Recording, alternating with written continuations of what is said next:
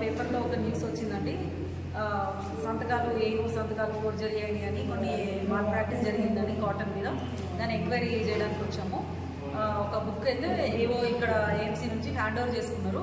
కానీ ఆ బుక్లో ఏవో సిగ్నేచర్స్ అని చెప్పి పెట్టున్న ఫస్ట్ పేపర్ వీళ్ళకి వస్తుంది కదా ఏఎంసీకి, అవి వెరిఫై చేస్తే ఆ సంతకాలు ఏవో సంతకాలు కాదు.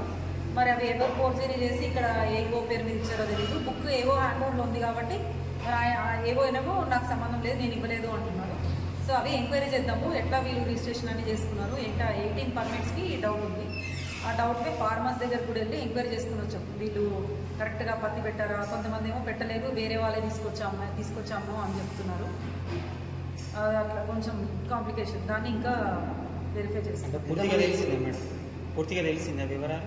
పూర్తిగా అంటే ఇంక ఇదే బుక్ ఆయన తీసుకుంది, ఆయన ఇవి సంతకాలు ఎవరు ఫోర్జరీ చేశారన్నది అది క్రిమినల్ కేసు అయితే కదా, మేము ఎట్లాగో చెప్పలేము అది ఎవరు ఫోర్జరీ చేశారు అని. ఇంకా కరెక్ట్గా రిప్రెషన్ ఉంటాడు ఆయన మీద ఏమి యాక్షన్ ఏం ప్రపోజ్ చేయలేదు.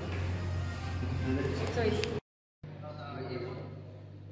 హుస్నాబాద్ మండలంలోని పందీల, పుట్లపల్లి, మిర్జాపూర్ ఆయా గ్రామాల వ్యవసాయ క్లస్టర్లోని పరిధిలోని గ్రామాలలో పత్తి సాగు చేయకుండా చేసినట్టుగా ఆయా రైతుల వివరాలను నమోదు చేసి ఆ గ్రామాల్లో నుండి ఏఈఓల ప్రమేయం లేకుండా వారి యొక్క సంతకాలను ఫోర్జరీ చేసి ఈరోజు అవినీతికి పాల్పడినటువంటి హుస్నాబాద్ ఏఓను తక్షణమే తొలగించాలని చెప్పేసి డిమాండ్ చేస్తూ ఉన్నాం.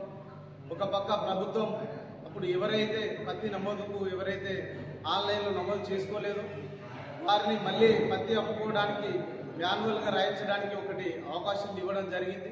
కానీ ఆ అధికారులను ఇక్కడ ఉన్నటువంటి ఏవో కానీ ఇతర అధికారులను వాళ్ళు తప్పుదోవ పట్టించి ఇక్కడ గ్రామాలలో పత్తి సాగు చేయని రైతులకు సైతం వాళ్ళు పత్తి సాగు చేసినట్టుగా సృష్టించి అదేవిధంగా ఏవోల ప్రమేయం లేకుండా వాళ్ళ సంతకాలను ఏవో ఫోర్జరీ చేయడం అంటే చాలా దుర్మార్గమైన చర్య. ఇది తక్షణమే అతన్ని సర్వీస్ నుంచి రిమూవ్ చేయాలని చెప్పేసి డిమాండ్ చేస్తా ఉన్నాం.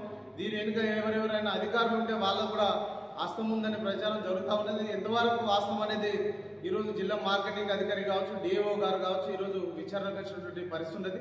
దీన్ని సమగ్రమైన పూర్తి స్థాయిలో విచారణ జరిపించాలని చెప్పేసి సిపిఎం పార్టీగా డిమాండ్ చేస్తా ఉన్నాం.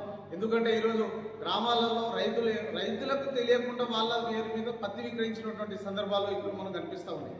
అంటే ఇక్కడ అధికారులే మాత్రం ఆశలకు వ్యాపారులతోటి దళారులతో కుమ్మక్క ఈరోజు అవకతవలకు పాల్పడుతున్నటువంటి పరిస్థితి ఉంది. కాబట్టి సమగ్రమైన విచారణ చేపట్టి బాధ్యులను రిమూవ్ చేయాలని చెప్పేసి అదేవిధంగా క్రిమినల్ కేసులు నమోదు చేయాలని చెప్పేసి డిమాండ్ చేస్తాం.